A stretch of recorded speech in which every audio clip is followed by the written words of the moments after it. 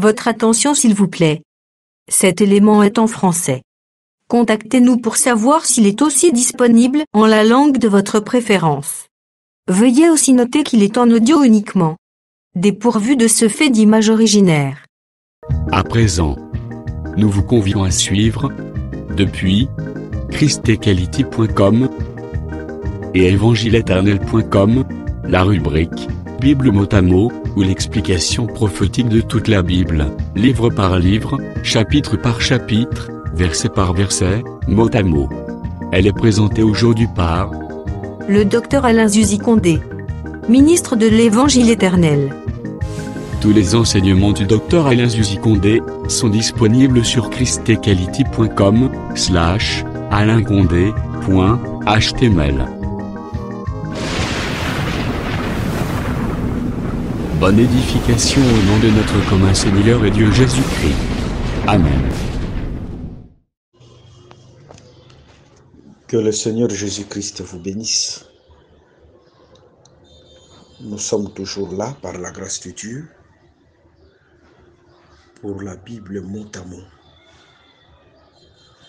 Et nous avons déjà commencé à parler sur les évangiles comparés. Et aujourd'hui, par la grâce du Seigneur, nous allons toucher Matthieu chapitre 5. Nous prenons d'abord Matthieu chapitre 5, le verset 1er jusqu'au 20e verset. Nous lisons. Voyant la foule, Jésus monta sur la montagne. Et après qu'il se fit assis, ses disciples s'approchèrent de lui. Puis ayant ouvert la bouche, il les enseigna et dit: Heureux les pauvres en esprit, car le royaume des cieux est à eux. Heureux les affligés, car ils seront consolés. Heureux les débonnaires, car ils hériteront la terre. Heureux ceux qui ont faim et soif de la justice, car ils seront rassasiés. Heureux les miséricordieux, car ils obtiendront miséricorde. Heureux ceux qui ont le cœur pur, car ils verront Dieu. Heureux ceux qui procurent la paix, car ils seront appelés fils de Dieu. Heureux ceux qui sont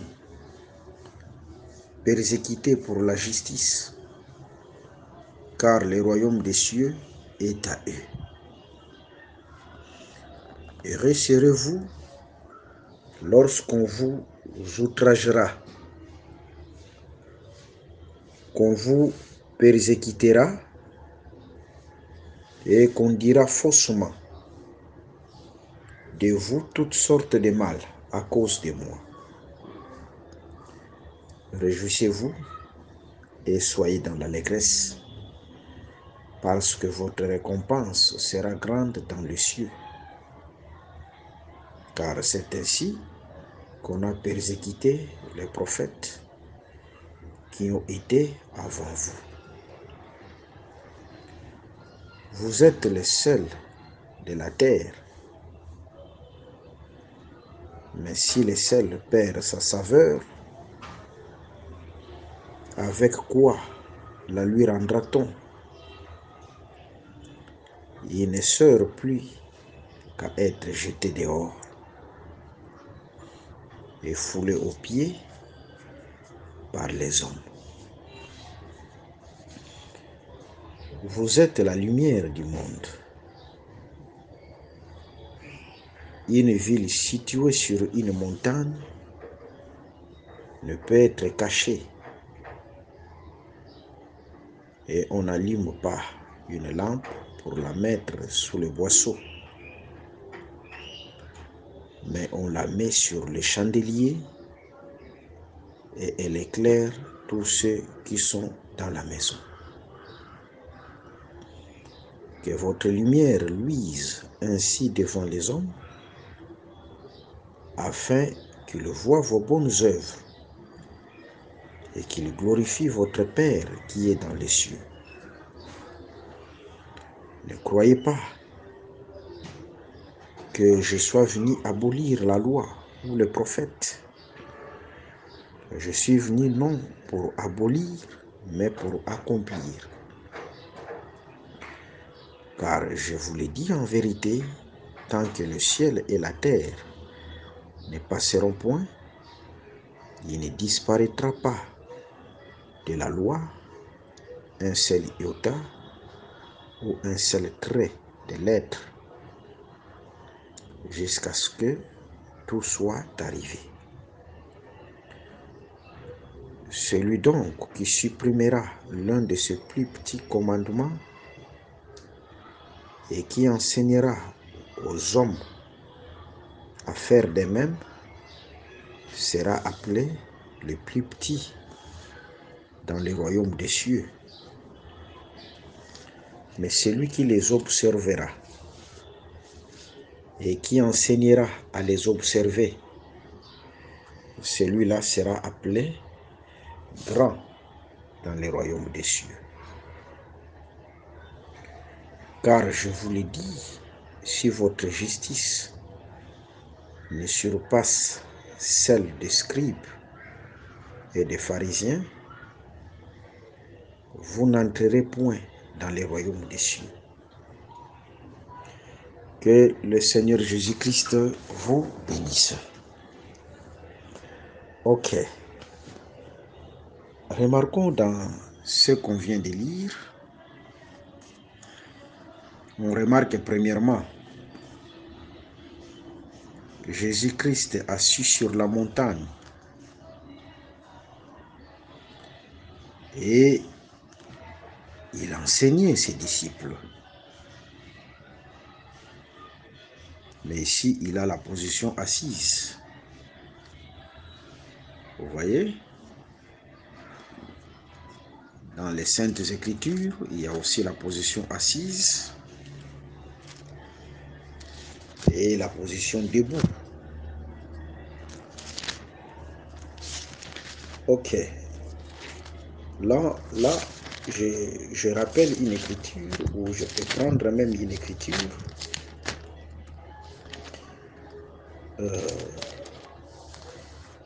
Dans les livres des Actes des Apôtres. Dans les livres des Actes des Apôtres, précisément je prends Actes des Apôtres chapitre 7, le verset Actes des Apôtres chapitre 7, je prends le verset 55 et on descend. Mais Étienne, rempli du Saint-Esprit, fixant le regard vers le ciel, vit la gloire de Dieu et Jésus debout à la droite de Dieu. Et il dit, voici, je vois les cieux ouverts et le Fils de l'homme debout à la droite de Dieu. Ils poussèrent alors des grands cris en se bouchant les oreilles et ils se précipitèrent tous ensemble sur lui. Ils le traînèrent hors de la ville et le lapidèrent. Les témoins déposèrent leurs vêtements aux pieds d'un jeune homme nommé Saül. Et ils lapidaient Étienne qui priait et disait, Seigneur Jésus, reçois mon esprit. Puis s'étant mis à genoux, il s'écria d'une voix forte, Seigneur, ne leur impute pas ce péché. Ok. Juste, je voudrais faire la comparaison entre la position assise et la position debout. Vous voyez, Étienne a vu le Fils de l'homme, c'est-à-dire Jésus, debout à la droite du Père. Quand on dit debout à la droite du Père, c'est-à-dire c'est dans les ciels. Et dans Matthieu chapitre 5, Jésus aussi s'assoit, pas au bas de la montagne, mais au sommet de la montagne. Ce sont des actes prophétiques parce que Jésus-Christ était un grand prophète. Et tous ces mouvements, ce sont les actes prophétiques. Dans le livre des Romains, chapitre 10, le verset 6, la montagne, c'est le ciel. C'est-à-dire, ici, nous sommes toujours dans le ciel. Alors, Jésus assis sur la montagne,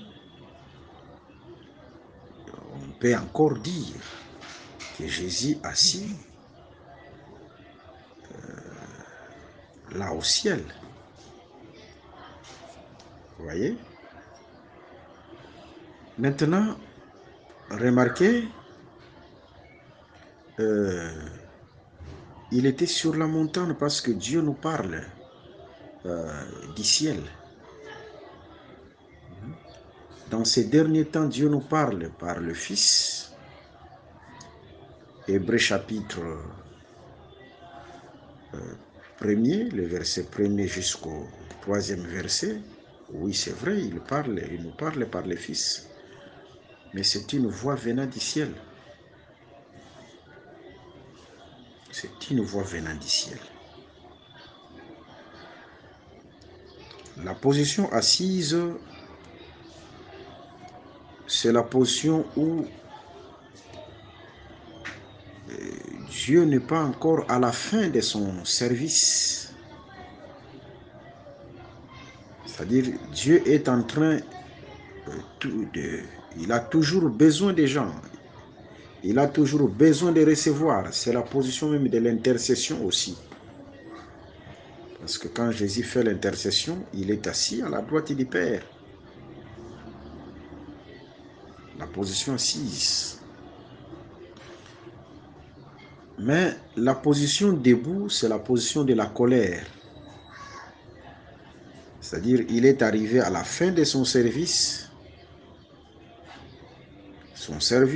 en rapport avec la grâce. Maintenant, il se tient debout pour venir venger. Vous voyez? Alors, ici, Jésus sur la montagne. La position assise, c'est le temps de la grâce. Et il parle. Il parle à partir du ciel. C'est la voix venant du ciel. Ok. Mais remarquez, ici Jésus est en train de donner des promesses à une catégorie de gens. Si vous remarquez bien, vous verrez, c'est comme il y a plusieurs promesses. Mais je vous dis, il n'y a pas plusieurs promesses, il y a une seule promesse. Parce que lorsque Dieu a fait sortir Israël de l'Égypte, il lui a donné qu'une seule promesse. Cette promesse était Canaan. Quand Dieu fait sortir son peuple, de la même manière, il a fait pour Abraham. Il a fait sortir Abraham de la Mésopotamie. Là, dans le livre de Genèse, chapitre 12, il lui donne la promesse. Vous voyez? Mais quand Dieu donne la promesse, il donne aussi une certaine manière de vivre pour posséder cette promesse. Dieu a fait sortir Israël de l'Égypte. Il va l'amener au désert, précisément à la montagne de Sinaï. C'est un peuple qui était sous la promesse de Dieu. Dieu lui a donné la promesse. Mais pour posséder cette promesse, Dieu donnera à ses peuples, précisément à la montagne de Sinaï, une certaine manière de vivre. C'est ça Dieu. C'est-à-dire, notre vie, notre manière de vivre, pas n'importe quelle manière de vivre, mais la manière de vivre imposée par lui-même Dieu, nous permet aussi de posséder les promesses du Seigneur. Nous permet de faire que les promesses du Seigneur deviennent corps en nous. Vous voyez? Et c'est ce que Jésus-Christ est en train de faire ici, ou est en train de dire. Par exemple, je prends le verset 2. Matthieu chapitre 5, le verset 2. Matthieu chapitre 5, le verset 2. Puis ayant ouvert la bouche, il les enseigna et dit, voyez, il a ouvert la bouche. Il a ouvert la bouche. Il les enseigna et dit. De la même manière qu'on a donné la bouche à Moïse, là je suis dans les livres d'Exode chapitre 3, Exode chapitre 4. Ici aussi Jésus-Christ a une bouche. Lorsqu'on dit ouvrir la bouche, c'est-à-dire il y a un temps où Jésus ne parlait pas. Il y a un temps où Jésus ne parlait pas. Mais il doit se poser sur la montagne et après ouvrir la bouche. Là, nous sommes dans le contexte de Matthieu chapitre 5. Vous voyez? Alors, ces mouvements, nous les voyons aussi dans la marche de Jésus.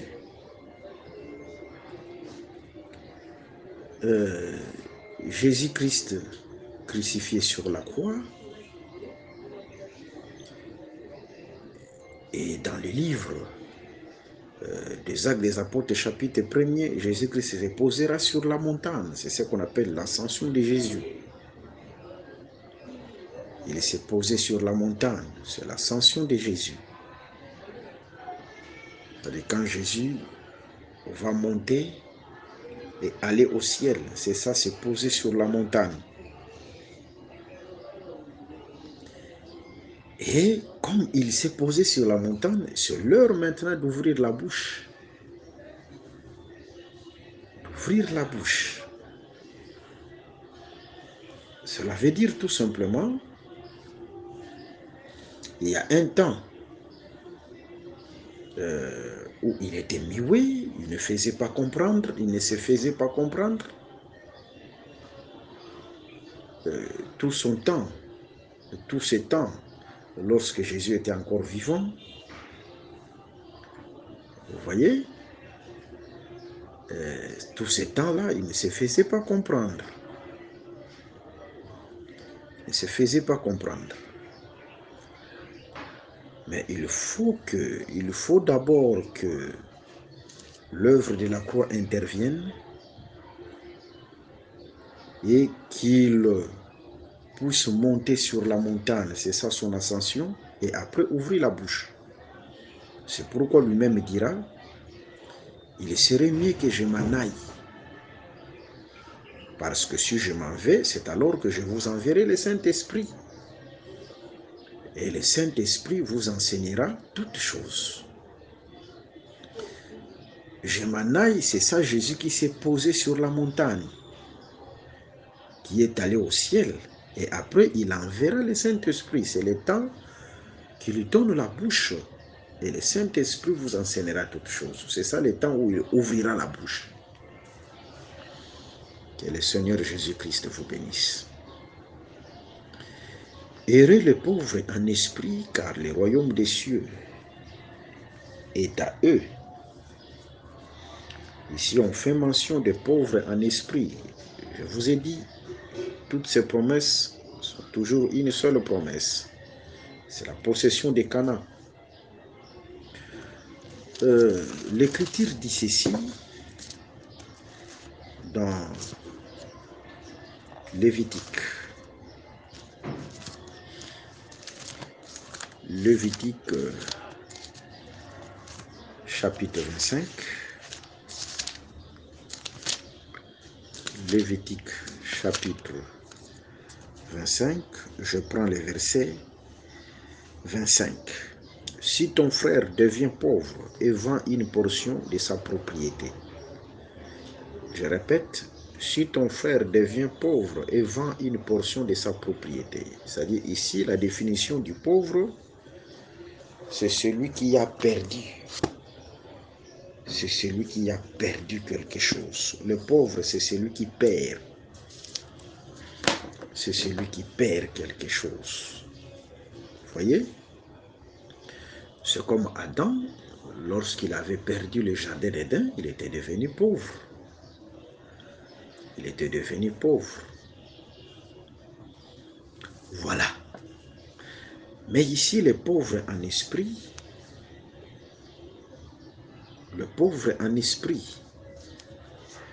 c'est comme Israël qui avait perdu l'Égypte. Il avait perdu l'Égypte. Vous voyez, les pauvres en esprit, ce sont tous ceux qui ont cru en Jésus-Christ et ont perdu leur mauvaise vie. Ce sont les pauvres en esprit. Mais Jésus-Christ, bien sûr, est devenu leur richesse. Et ils ont la promesse du royaume des cieux. Ils ont la promesse du royaume des cieux. Ok, le royaume des cieux, c'est Canaan. C'est l'image de l'éternité. Mais on ne peut pas entrer à Canaan sans pour autant vivre Canaan à Kadesh Barnea. Là, je suis dans les livres de Nombre chapitre 13 et Nombre chapitre 14. À travers le fruit qui est sorti du Canaan, les Israélites pouvaient vivre Canaan, voir Canaan à partir du Kadesh Barnea. On ne peut pas retourner à l'éternité sans pour autant vivre l'éternité sur la terre pendant les règnes millénaires. Et il faut être pauvre en esprit. Pauvre en esprit. Ok, nous avons parlé dans le livre d'Apocalypse chapitre 21 et chapitre 22 de la cité dont Dieu lui-même est l'architecte et le constructeur, c'est-à-dire la nouvelle Jérusalem. C'est une cité que Dieu bâtira sur la terre comme il a planté le jardin d'Éden et il a placé son fils, c'est-à-dire celui qui le reflétait dans ce jardin, Adam. Et c'est l'image du règne millénaire sur la terre. Dieu bâtira une cité, une ville où il placera ceux qu'on appelle le pauvre en esprit, ceux qui lui ressemblent comme Adam lui a ressemblé. Vous voyez? C'est ça, vivre l'éternité sur la terre par les règnes millénaires. Le verset 4. Heureux les affligés, car ils seront consolés. Ok. Les affligés, c'est-à-dire ce sont ceux qui s'affligent parce que à cause de la parole du Seigneur. Ils ont des afflictions à cause de la parole du Seigneur, comme Jésus-Christ lui-même a dit. Vous aurez des persécutions, vous aurez des tribulations, mais tenez bon, car vous serez consolés. La consolation ici, c'est le temps de la récompense. Et la grande récompense, c'est toujours la vie éternelle. C'est le retour à l'éternité. Mais avant cela, nous allons vivre l'éternité sur la terre par le règne millénaire. Ce sera le temps de la consolation. Vous voyez, je peux prendre une écriture, toujours pour confirmer la consolation, confirmer le temps de la consolation. Ok.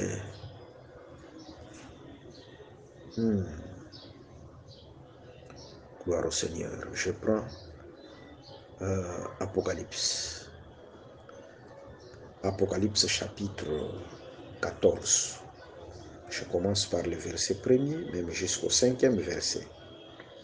Je regardais et voici l'agneau se tenant sur la montagne de Sion, et avec lui 144 000 personnes qui avaient son nom et les noms de son Père écrits sur leur front. Et j'entendis du ciel une voix comme un bruit de grosses eaux, comme le bruit d'un grand tonnerre. La voix que j'entendis était comme celle des joueurs de harpe jouant de leurs harpes. Et ils chantent un cantique nouveau devant le trône et devant les 4 êtres vivants et les veillards, et personne ne pouvait apprendre le cantique, si ce n'est les 144 000 qui avaient été rachetés de la terre. Ce sont ceux qui ne se sont pas souillés avec des femmes, car ils sont vierges, ils suivent l'agneau partout où il va. Ils ont été rachetés d'entre les hommes comme des prémices pour Dieu et pour l'agneau. C'est bon, j'ajoute encore une autre écriture. Apocalypse chapitre 7, le verset 13, même jusqu'au 16e verset. Et l'un des vieillards prit la parole et me dit, ceux qui sont revêtis de robes blanches, qui sont-ils et d'où sont-ils venus? Je lui dis, mon Seigneur, tu le sais, parce que devant le Seigneur, quand il te pose la question, ou devant Dieu, ou devant un veillard, il faut toujours s'effacer, même si tu connais la réponse, mais il faut toujours s'effacer. Ce sont ceux qui viennent de la grande tribulation, ils ont lavé leurs robes et ils les ont blanchis dans le sang de l'agneau. C'est pour cela qu'ils sont devant le trône de Dieu et le servent jour et nuit dans son temple. Celui qui est assis sur le trône dressera sa tente sur eux, ils n'auront plus faim, ils n'auront plus soif, le soleil ne les frappera point, ni aucune chaleur, car l'agneau qui est au milieu du trône le paîtra et les conduira aux sources des eaux de la vie, et Dieu essuiera toutes larmes de leurs yeux. Vous voyez, là je prends seulement cette écriture pour tirer une pensée. Vous voyez, ce sont des gens qui sont passés par des épreuves. Par rapport à la prophétie, ça sera le temps de la grande tribulation après l'enlèvement. Mais à la fin, ils sont consolés. Mais leur consolation, ils sont devant le trône. Quand on parle du trône, dans le livre de 2 Samuel, chapitre 7, le verset 13, le trône représente le royaume. Vous voyez? Et ils sont devant le trône du Christ, le trône de l'agneau, c'est-à-dire c'est le règne du Christ. Alors, le règne du Christ, c'est une consolation pour eux. C'est une consolation pour eux. Et c'est ces reines-là qui essuient les larmes de leurs yeux. Vous voyez, c'est une instruction et une pensée que nous tirons, que la véritable consolation, c'est devant le trône du Christ. Devant le trône du Christ, c'est au temps du royaume du Christ. Quand on dit,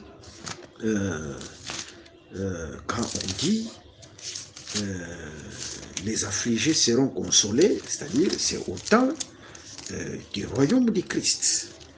Mais les affligés, c'est-à-dire ce sont ceux qui ont passé des temps difficiles à cause de Christ. Et je peux donner quelques exemples. C'est comme Joseph. Joseph n'avait pas touché la femme de Potiphar. Il n'avait pas touché la femme de Potiphar parce que c'était quelqu'un qui connaissait Dieu. Et injustement, il est allé même jusqu'à la prison. Vous voyez, il est allé jusqu'à la prison. C'est-à-dire, c'est ça, souffrir aujourd'hui à cause de Christ. C'est comme aussi, les exemples sont nombreux. C'est comme aussi Mardochée qui n'a pas voulu fléchir ses genoux devant un homme, Haman devant un homme, parce qu'il était juif. Lui devait fléchir que devant son Dieu. Il a passé des temps difficiles. Il a été persécuté par Haman, même son peuple. Mais à la fin, Dieu l'avait consolé. Vous voyez, ce sont des exemples de souffrir à cause de Christ. Même aussi les amis de Daniel, dans Daniel chapitre 3. Même si cela dans la prophétie parle de la grande tribulation, mais nous prenons l'instruction. Ils n'ont pas voulu fléchir devant une statue, c'est-à-dire l'idolâtrie. Ils ont été persécutés, mais à la fin, ils étaient consolés. Même lui-même aussi, Daniel, dans Daniel chapitre 6. Vous voyez, il n'a pas voulu adorer un homme. C'est vrai, c'est dans la prophétie, au temps de l'Antichrist. Mais juste, ça peut nous servir aussi d'exemple. Il a été jeté dans la fosse au lion. C'est-à-dire, il a souffert à cause de Dieu, à cause du Christ, à cause de l'Éternel. Mais à la fin, il a été consolé. Voilà. Ce sont tous ces exemples que nous venons de donner pour nous instruire toujours que Dieu console toujours. Il console ceux qui s'attachent à sa parole. Voilà. Heureux les débonneurs, car ils hériteront la terre. Les débonneurs, ce sont les gens qui sont soumis aveuglément à Dieu. Soumis totalement à Dieu, les débonneurs, car ils hériteront la terre. Vous voyez? Mais il faut faire très attention. L'Écriture dit ceci, toute la terre, dans le livre des psaumes, toute la terre est à l'Éternel.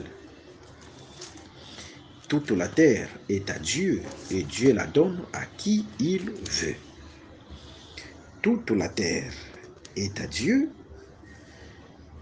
et Dieu la donne à qui il veut. Raison pour laquelle Dieu devait donner même la terre de Canaan à Israël, parce que toute la terre c'est pour lui. Mais pour donner cette terre, ou avant de posséder cette terre, Dieu devait d'abord chasser les nations qui étaient sur cette terre-là. Parce qu'il y avait des nations qui étaient sur cette terre, et Dieu devait d'abord chasser les nations sur cette terre pour que son peuple possède la terre. Les débonneurs, c'est comme Israël qui devait se soumettre aveuglément à Dieu pour posséder la terre. Mais avant, Dieu devait d'abord, il faut d'abord qu'il les chasse. Le roi, le géant qui possédait cette terre. C'est ce qui se fera aussi dans la prophétie. Dans la prophétie, au règne millénaire, nous posséderons la terre, nous les débonneurs, qui sont soumis aveuglément à Christ. Mais il faut d'abord que le Seigneur puisse ôter les rois de la terre qui dominent cette terre. Ça sera la bête, c'est-à-dire l'antichrist, et aussi le 10 rois de la terre, selon Apocalypse chapitre 17. Vous voyez, il faut d'abord qu'il soit ôté, et après, au règne millénaire, nous possédons la terre. Mais à l'éternité, nous régnerons éternellement aussi avec Christ, mais il faut, parce que ça, c'est une précision très importante. Lorsque Israël chassait les nations sur la terre de Canaan, il ne pouvait pas les chasser en une seule journée ou directement, les chasser totalement. Il les chassait petit à petit. Vous voyez, c'est ce qui va se faire aussi dans la prophétie. Il y aura un temps, l'expiation se fera, c'est-à-dire on va ôter l'iniquité, la fête des expiations, c'est-à-dire on va ôter l'iniquité, le faux Dieu, selon Exode chapitre 20, le verset 5 à 6. Le faux Dieu, ça sera l'antichrist. Dieu l'ôtera. On notera aussi le 10 roi. Vous voyez, ça c'est en rapport avec la bataille d'Armageddon. Après, le règne millénaire viendra. Mais avant d'entrer à l'éternité, on notera les diables et on notera aussi tous les païens. Tous les païens. Hein? Ce sont aussi des nations qui occupent la terre. Ils seront ôtés de la terre et le Seigneur manifestera de nouveaux cieux, une nouvelle terre où la justice régnera éternellement. C'est le retour à l'éternité. Et c'est pour les débonnaires, ceux qui sont soumis totalement à Christ. Heureux ceux qui ont faim et soif de la justice, car ils seront rassasiés. C'est Matthieu chapitre 4, le verset 4. L'homme ne vivra pas de pain seulement, mais de toute parole qui sort de la bouche de Dieu. Vous voyez, avoir faim et soif de la justice, c'est s'attacher à la vraie parole. Et s'attacher à la vraie parole, et à la fin, vous serez rassasiés. Rassasiés, c'est-à-dire, c'est l'accomplissement de toutes les promesses de Dieu. Ce qui rassasie, ce sont les promesses de Dieu. L'accomplissement des promesses de Dieu rassasie. Rassasie. Vous voyez, Israël est sorti de l'Égypte, mais il a été rassasié quand il a possédé Canaan. Il a été rassasié. C'est-à-dire l'accomplissement de la promesse de Dieu, ça rassasie. Que le Seigneur Jésus-Christ vous bénisse. Le verset 7. Heureux les miséricordieux, car ils obtiendront miséricorde. Le miséricordieux, il faut être toujours miséricordieux. Lent à la colère et riche en bonté. Un Dieu miséricordieux, parce que Dieu lui-même est miséricordieux. Là, je suis dans les livres d'Exode chapitre 34. Lorsque Dieu a voulu exterminer Israël à cause du veau d'or qu'il avait fait, c'est-à-dire Israël, par l'entremise d'Aaron. Et Dieu s'est fâché, il a voulu exterminer Israël et faire de Moïse une race sainte. Faire sortir de Moïse une postérité sainte. Cette offre-là, Noé l'avait acceptée. Parce que Dieu, au temps de Noé, il avait sollicité aussi Noé. Non, je vais faire de toi une race, une postérité, sortir de toi une postérité sainte. Alors je vais frapper toute la terre. Là, Noé n'avait pas intercédé. Il a accepté et c'est ce qui s'est fait. Et Dieu a procédé par une nouvelle génération, une nouvelle race à travers Noé. Par contre, au temps de Moïse, Moïse a intercédé pour le peuple. Il n'a pas voulu que Dieu fasse sortir de lui une postérité sainte. Il a intercédé pour le peuple. Que Dieu qui est miséricordieux, lent à la colère et riche en bonté. C'est-à-dire la miséricorde, c'est le fait aussi de pardonner, c'est le fait aussi de manifester ta bonté. Vous voyez, comme Dieu est miséricordieux, nous aussi, nous devons être miséricordieux. Pardonner toujours, exercer toujours la miséricorde. De la même manière que Dieu nous a pardonné, nous aussi nous devons pardonner nos ennemis. C'est une force. Vous voyez, si vous pardonnez, c'est alors que Dieu se lèvera.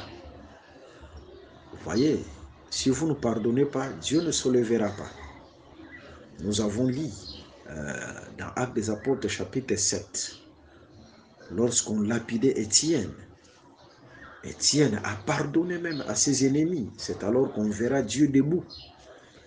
Vous voyez, celui qui pardonne, Dieu se mettra debout. Dieu se mettra debout. Vous voyez, si Dieu viendra exercer le jugement à venir, c'est parce qu'il y a un peuple qui pardonne. Un peuple qui pardonne. Si vous pardonnez, c'est comme vous êtes en train d'amasser le charbon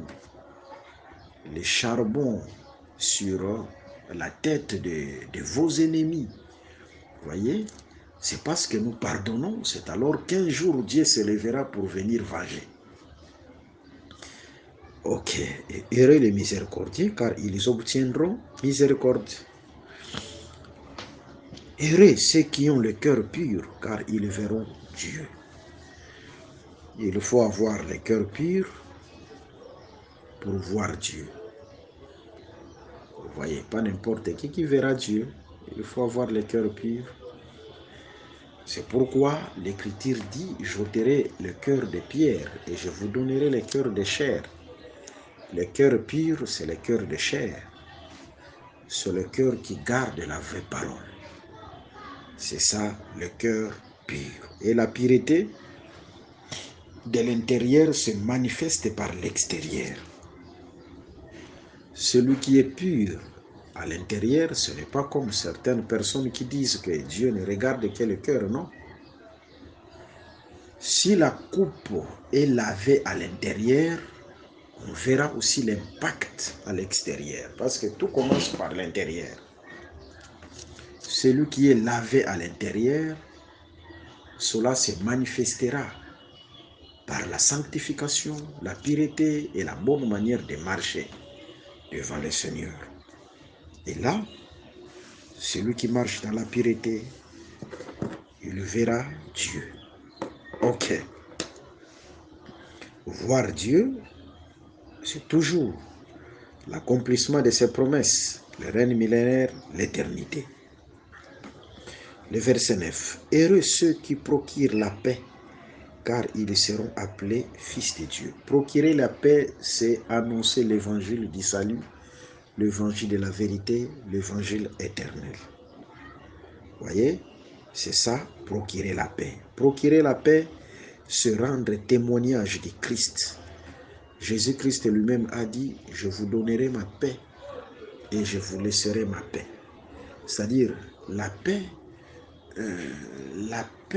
n'est pas de ce monde. La paix vient du ciel. La paix, c'est une personne. La paix, c'est Jésus-Christ. Voyez? Et celui qui rend témoignage de Jésus-Christ, c'est celui-là qui procure la paix. On rend témoignage de Jésus-Christ par la prédication, par l'enseignement, même par notre façon de vivre. Comme ceux qui étaient à Antioche, on les a appelés pour la première fois les chrétiens, c'est-à-dire ils étaient comme Christ. Ils procuraient la paix, même par leur manière de vivre, par leur manière de parler. On voyait Jésus-Christ en eux et on les a appelés des chrétiens. Vous voyez, c'est ça, procurer la paix, c'est-à-dire ceux qui annoncent la paix, que ce soit par leurs paroles, aussi par leurs actes. Voilà, et ce sont ceux-là, le Fils de Dieu. Le Fils de Dieu, parce que les rapports entre fils et père, c'est aussi la ressemblance. C'est aussi la ressemblance. Vous voyez? C'est-à-dire, Un fils de Dieu, c'est celui qui ressemble aussi à Dieu. Comme je viens de dire,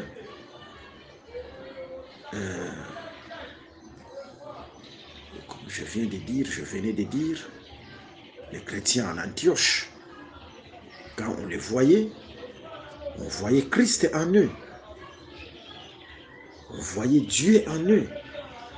C'est ça aussi être fils de Dieu, c'est-à-dire quand on te regarde, on voit Dieu en toi. Voici mon fils bien-aimé en qui j'ai mis toute mon affection. Matthieu chapitre 3, le verset 16 à 17. C'est-à-dire être fils de Dieu, il faut avoir quelque chose de Dieu en toi. J'ai mis toute mon affection. Si tu n'as pas quelque chose de Dieu en toi, c'est-à-dire que tu n'es pas fils de Dieu.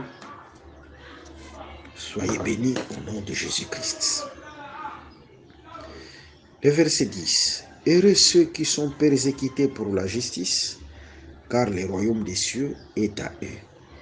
Ok. Persécutés pour la justice, c'est-à-dire vous aurez des persécutions, c'est la même chose comme les affligés. Des persécutions, des tribulations. Et souvenez-vous des exemples que je viens de donner concernant Joseph, concernant les amis de Daniel, concernant Daniel lui-même. Vous voyez, c'est ça, c'est comme les affligés, c'est-à-dire à cause du Christ, je tiens, je ne cède pas, parce qu'à la fin, il y a la promesse, le royaume des cieux. Ok, le verset 11. Heureux serez-vous lorsqu'on vous outragera, qu'on vous persécutera et qu'on dira faussement de vous toutes sortes de mal à cause de moi, c'est toujours la même chose. Réjouissez-vous et soyez dans l'allégresse, parce que votre récompense sera grande dans les cieux.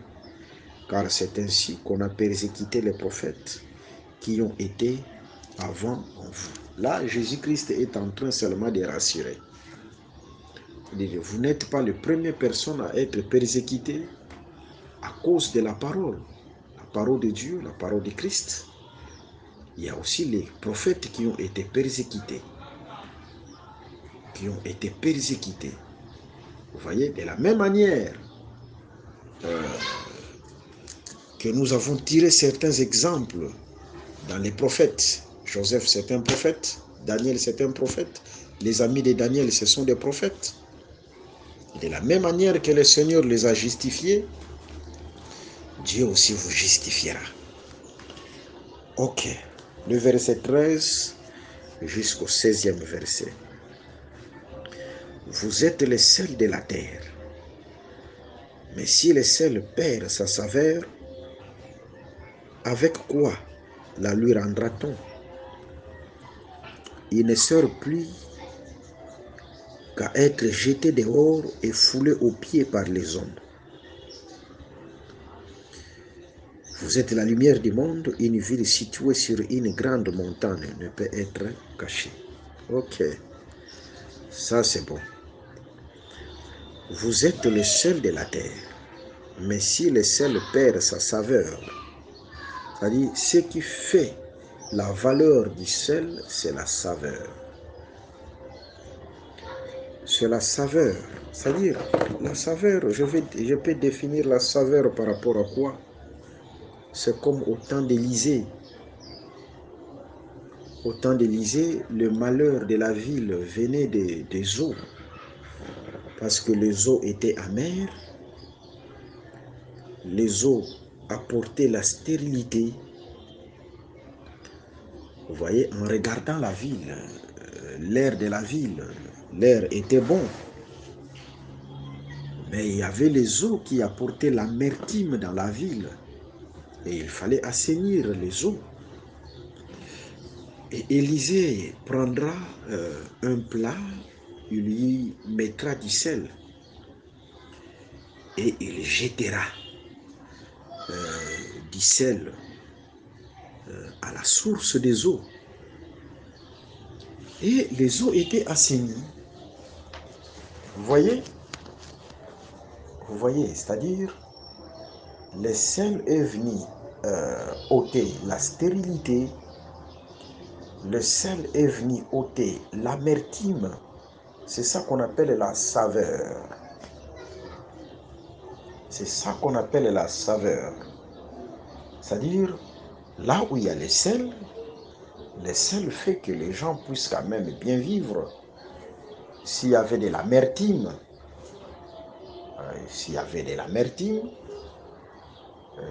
le sel a la capacité d'ôter l'amertume. Bon, comprenez aussi, le sel était aussi un signe de l'alliance dans les sacerdoces lévitiques. Le plat qui est venu avec du ciel, c'était tout un homme qui devait venir aussi avec une alliance. C'est l'image de Jésus-Christ qui est venu ôter la mort. Vous voyez, qui est venu ôter la mort, qui est venu ôter l'amertume. Mais quand on dit vous êtes le sel de la terre, cela veut dire tout simplement votre présence sur la terre. Là, je parle de l'Église. La présence de l'Église sur la terre fait que Dieu s'apaise de sa colère, si je peux le dire comme ça. C'est-à-dire, les gens de la terre, même ceux qui ne prient pas, les idolâtres, si le Seigneur est en train d'exercer la miséricorde sur eux, parce qu'il y a la présence du sel sur la terre, qui a la saveur, et ce sel-là, c'est la présence de l'Église. Mais lorsque l'Église sera ôtée sur la terre, c'est-à-dire l'enlèvement de l'Église, là, il n'y aura plus de la saveur. Dieu frappera, exercera les jugements sur la terre. C'est ce qui va se faire. Vous voyez, l'Église, c'est le sel de la terre. Cela veut dire tout simplement tout enfant de Dieu, tout fils de Dieu doit manifester aussi la saveur. Doit marcher avec la saveur. S'il arrive quelque chose quelque part, non pour apporter les troubles, mais c'est pour là où il n'y a pas la paix, c'est pour apporter la paix.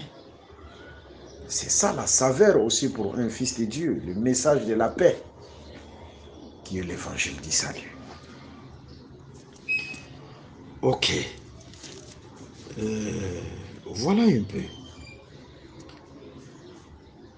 L'Écriture précise, si le sel perd sa saveur, le sel sera jeté dehors. Ici, je prends la saveur, c'est l'obéissance aussi à la parole de Christ. Dans le jardin d'Éden, tant que Adam était attaché à ce que Dieu lui a dit, il était comme le seul avec saveur.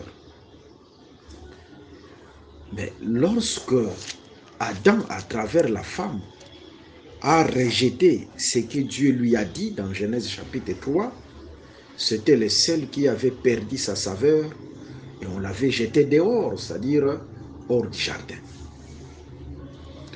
De la même manière, Dieu va donner à Israël la loi. Lorsque Israël s'attachait à cette loi, Israël était comme le sel avec saveur. Vous voyez, là la saveur devient ce que Dieu dit, c'est la saveur.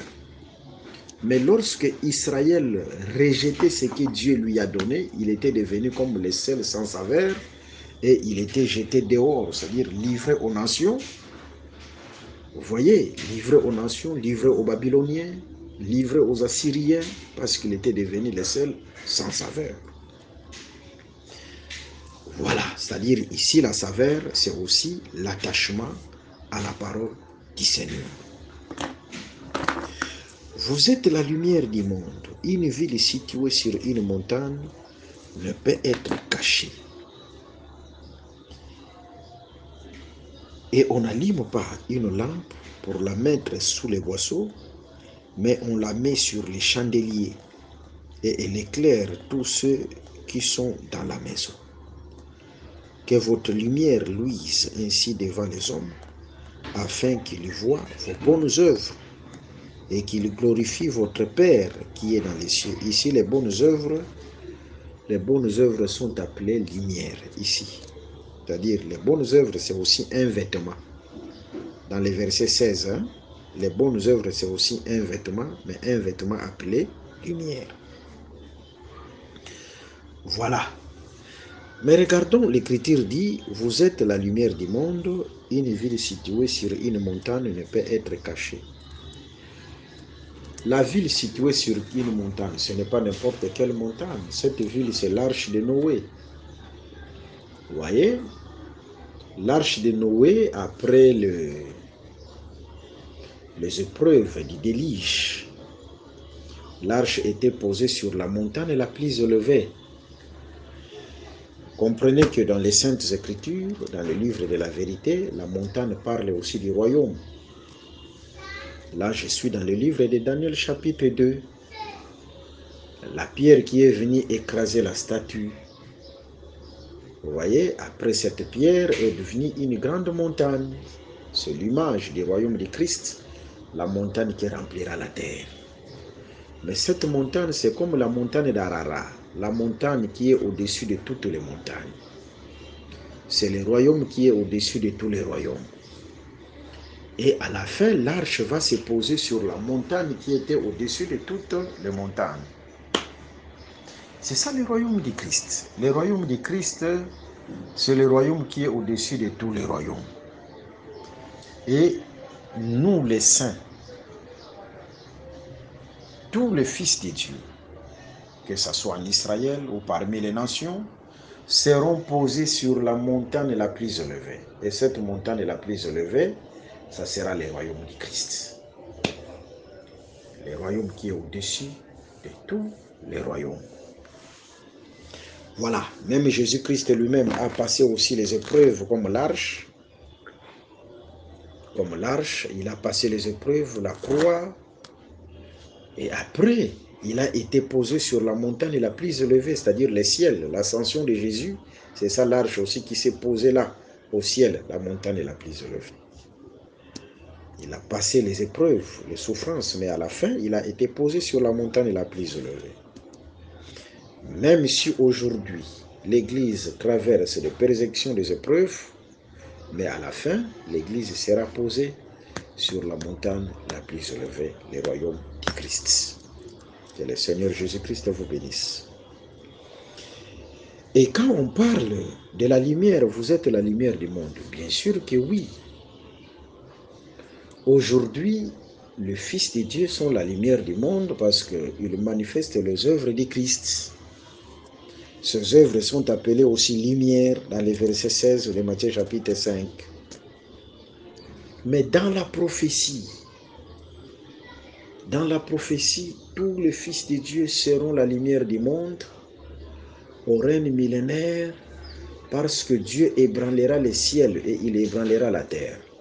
Quand on parle d'ébranlement du ciel, cela veut dire tout simplement nous entrerons dans un nouveau monde. Quand je parle du nouveau monde, c'est-à-dire nouveau ciel et une nouvelle terre. Là, je suis dans le 6e sceau. Dans le 6e sceau, dans Apocalypse chapitre 6, le verset 12 à 14, il y a l'ébranlement du ciel et l'ébranlement de la terre. L'ébranlement du ciel, le soleil ici et la lune ici ne donneraient plus de la lumière. Les étoiles tomberont sur la terre parce que dans les enseignements prophétiques que nous avons donnés dans les livres de l'Apocalypse, nous avons dit ceci, que Dieu réserve les pierres lorsque les astronautes traversent les sphères là en haut, la galaxie, on voit les pierres. On voit les pierres, même ce qu'on appelle des étoiles, ce sont les pierres. Les étoiles, ce sont les pierres. Vous voyez? Et Dieu a réservé des pierres là-haut. En d'autres termes, lorsque ceux qui rejettent la grâce du Seigneur marchent, ce qu'il doit savoir au-dessus d'eux, il y a des pierres. Hein? Dieu a réservé les pierres et au temps convenable, il y aura l'ébranlement du ciel. Ces pierres-là vont frapper les mondes. Les étoiles descendront du ciel, c'est-à-dire c'est Dieu qui frappera les mondes et ébranlera les ciels.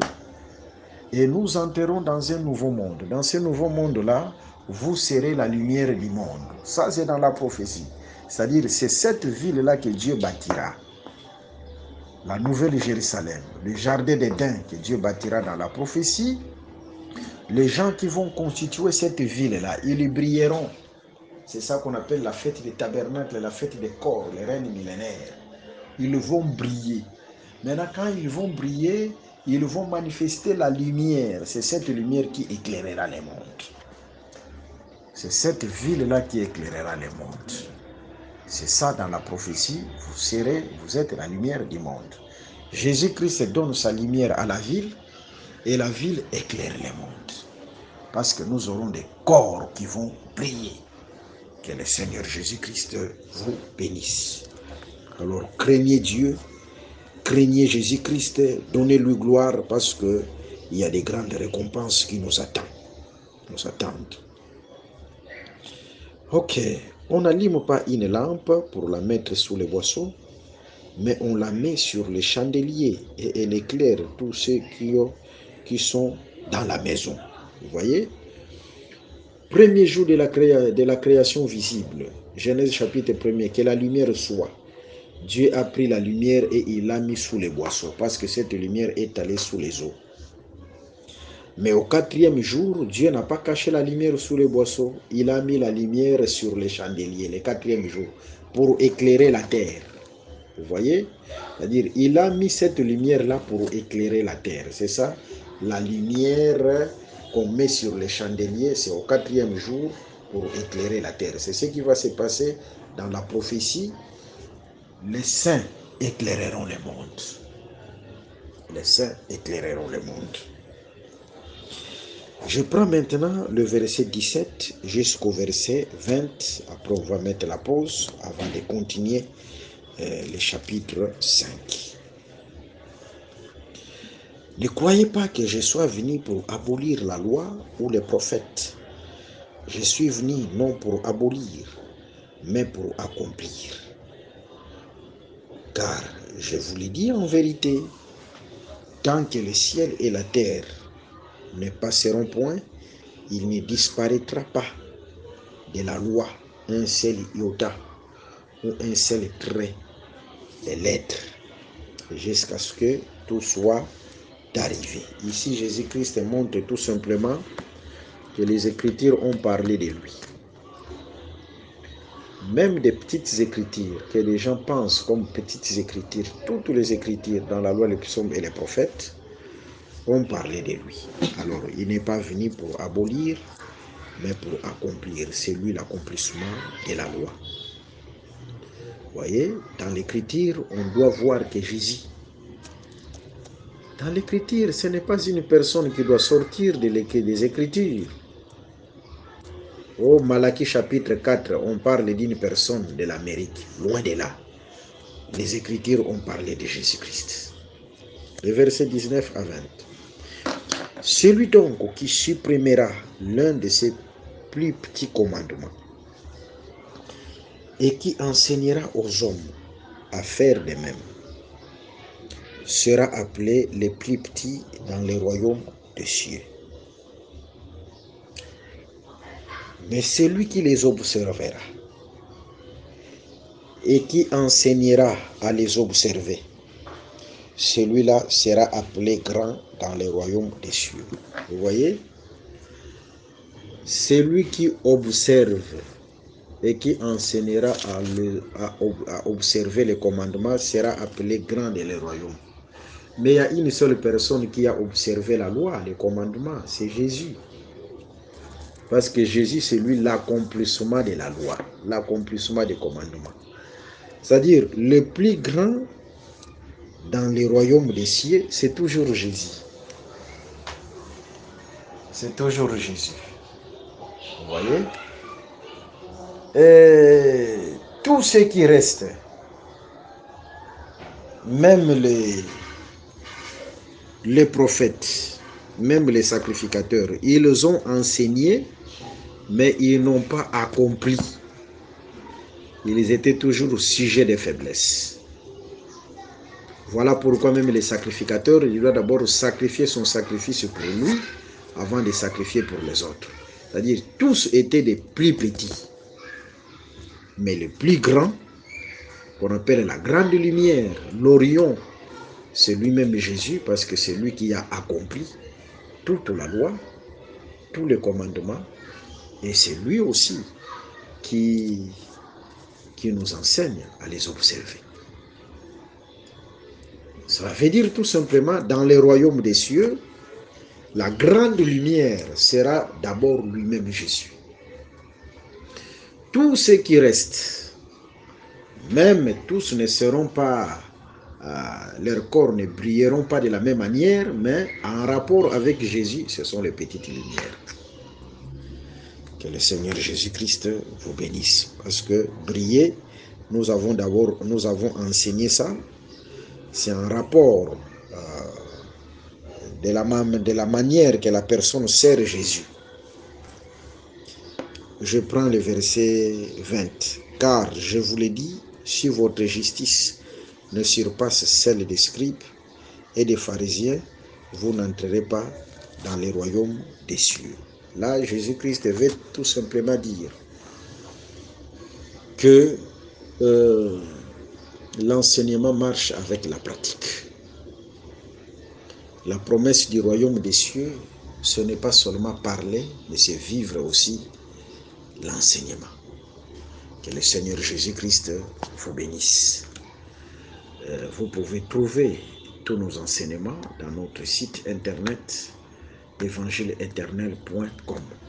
Je vous rappelle aussi mon numéro, plus 243 81 28 55 419. Que le Seigneur Jésus-Christ vous bénisse. Merci d'avoir suivi ce message et que Jésus-Christ vous bénisse.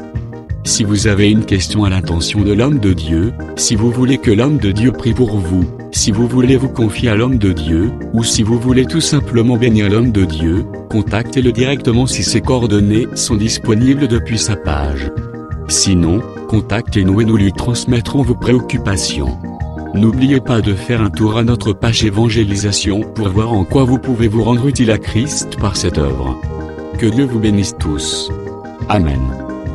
ChristQuality.com. Les cieux en un clic de la souris. Évangile-éternel.com, le site de l'Évangile éternel. Christ et Quality Fondation, équilibrer la manne ramassée dans le désert de sorte que chacun ait un numère.